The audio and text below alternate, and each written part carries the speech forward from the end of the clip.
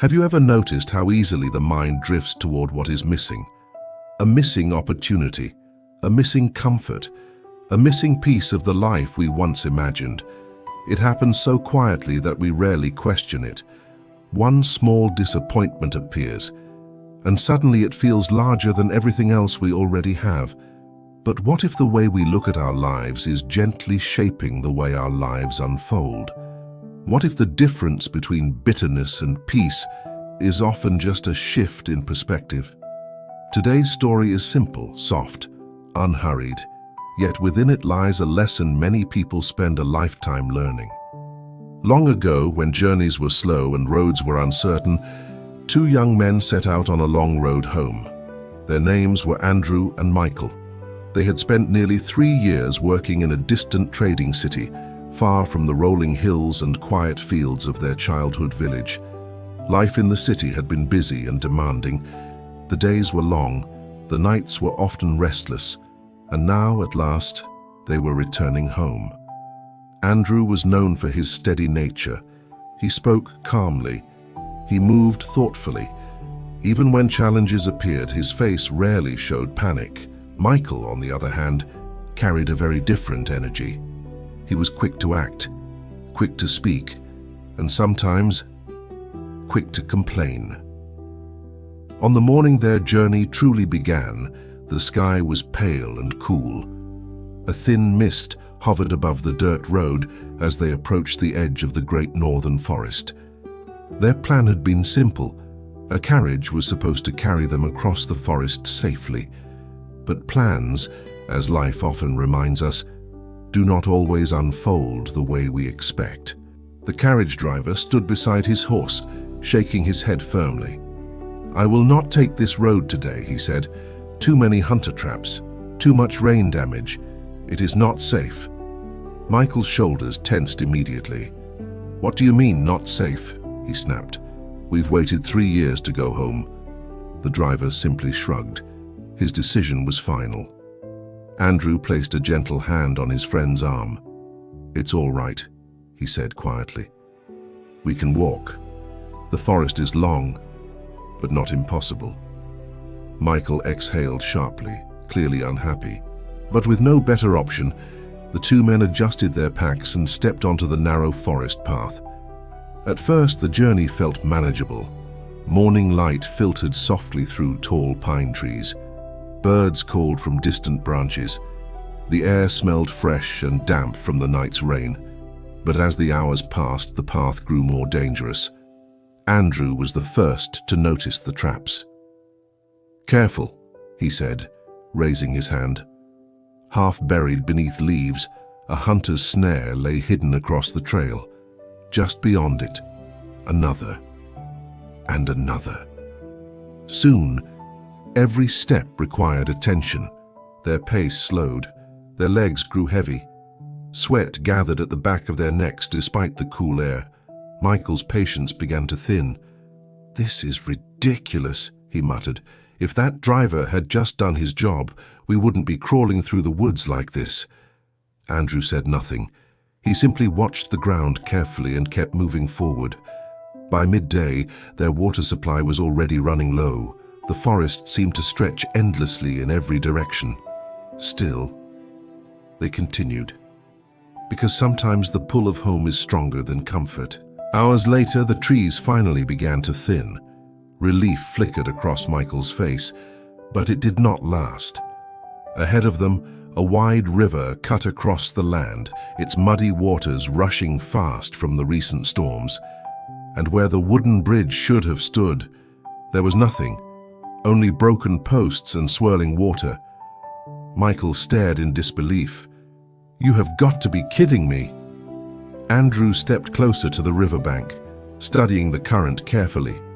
There was no nearby crossing, no fallen log, no shallow bend. If they wanted to reach the far side before nightfall, there was only one choice. "We swim," Andrew said calmly. Michael groaned under his breath. The water was cold and forceful, pulling hard against their bodies as they crossed. More than once, Michael struggled to keep his balance in the current, but with effort, and determination. Both men finally reached the far shore. They collapsed onto the muddy bank, breathing heavily. Andrew sat up first. A small smile crossed his face. "We made it," he said softly. But Michael was already patting frantically at his bag. His face fell. "The water bottle, it's gone." The muddy river had claimed it. For a moment, silence hung between them. Andrew closed his eyes briefly, then nodded. "At least we are safe." Michael looked at him in disbelief. "That's all you have to say? We have miles left to walk and not a drop of water." Andrew simply stood, wrung out his sleeves, and adjusted his pack. Sometimes calm does not come from having easy circumstances. Sometimes it comes from choosing where to place your attention.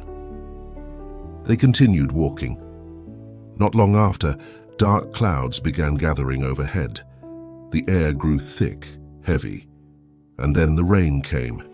Not a gentle drizzle, but a steady, soaking downpour. Michael cursed under his breath as they hurried forward, searching for shelter.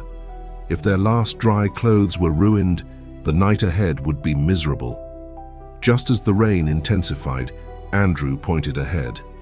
There, half hidden among thick brush, stood a small wooden hut, likely built long ago by passing hunters.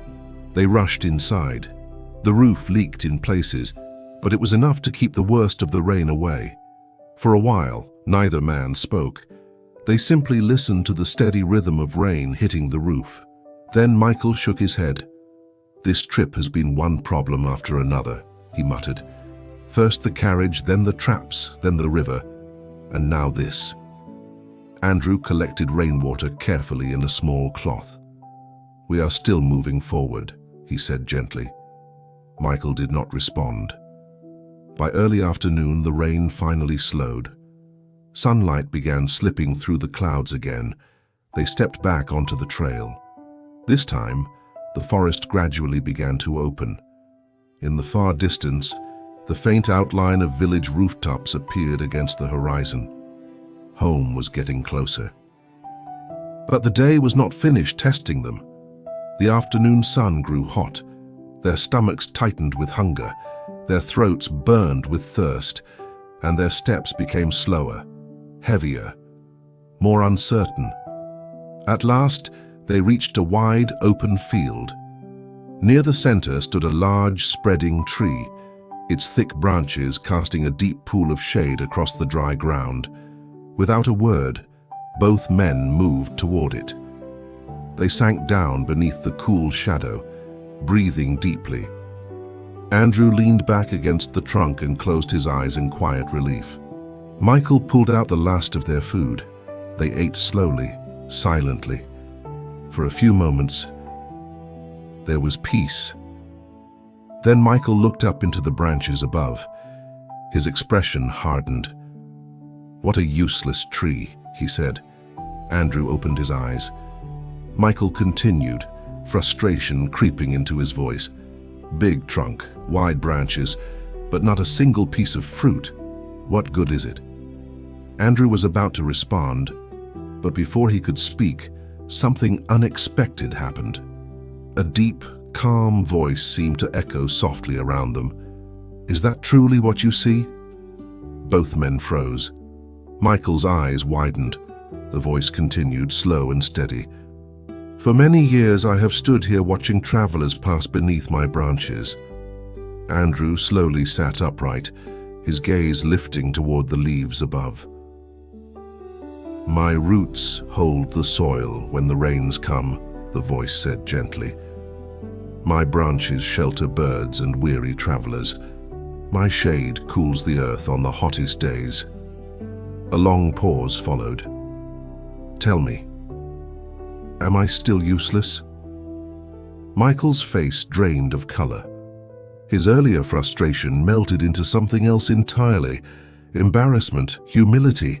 He slowly lowered his head. I didn't think," he admitted quietly. "I only looked at what was missing."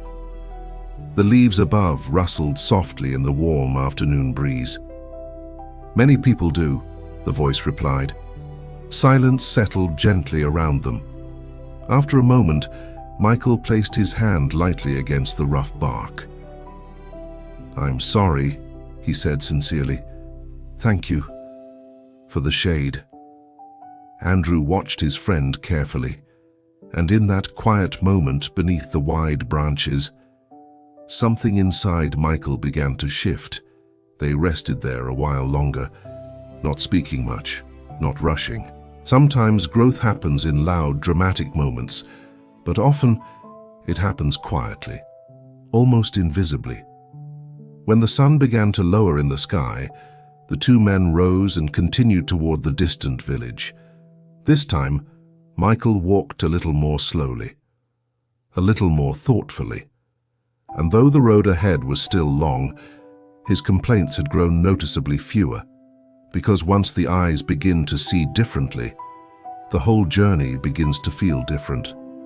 In life, it is easy to focus on the one thing that went wrong: the missing fruit, the lost bottle, the broken bridge. But when we train our hearts to notice what remains, something powerful begins to change. Peace grows, patience deepens, and even difficult roads begin to feel a little lighter beneath our feet. If this story spoke gently to your heart, take a quiet moment today to notice one thing in your life that is already a blessing. Sometimes the smallest shift in gratitude opens the door to the greatest peace. If you found meaning in this story, please take a moment to like the video and share it with someone who may need this reminder today. And if you enjoy calm, thoughtful stories like this, don't forget to subscribe so you won't miss the next one. Thank you so much for spending this quiet time here. Wishing you peace, gratitude, and a gentle heart on the road ahead.